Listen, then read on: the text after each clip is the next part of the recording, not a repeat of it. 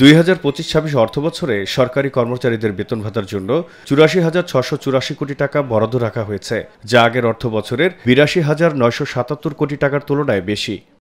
বর্তমানে জাতীয় বেতন কাঠামোর আওতায় প্রায় 14 লাখ সরকারি কর্মকর্তা কর্মচারী বেতন ভাতা পান। তবে রাষ্ট্রায়ত্ত ব্যাংক, বিদ্যুৎ কোম্পানি, সশস্ত্র বাহিনী ও বিচারকদের আলাদা বেতন কাঠামো রয়েছে। এগুলোতে জাতীয় কাঠামোর সঙ্গে সামঞ্জস্য থাকলেও বেতন ভাতায় পার্থক্য আছে বলে উল্লেখ করেন কমিশনের সদস্যরা। চলতি বছরের 24 জুলাই উপদেষ্টা পরিষদের বৈঠকে সিদ্ধান্ত নেওয়া হয় প্রধান উপদেষ্টা মোহাম্মদ ইউনূসের নেতৃত্বে জাতীয় বেতন স্কেলের আওতাধীন সরকারি কর্মকর্তা ও কর্মচারীদের জন্য একটি নতুন পে কমিশন গঠনের। সাবেক অর্থ সচিব জাকির আহমেদ খানকে পে কমিশনের প্রধান করা হয় এবং কমিশনকে 6 মাসের মধ্যে তাদের প্রতিবেদন জমা দেওয়ার নির্দেশ দেওয়া হয়।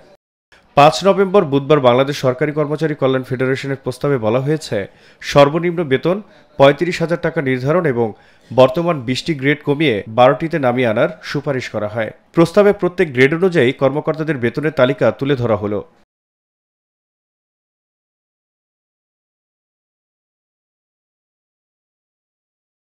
সরকারি কর্মচারীদের নতুন বেতন নির্ধারণের খসড়া প্রস্তাব চূড়ান্ত করেছে গঠিত জাতীয় বেতন কমিশন।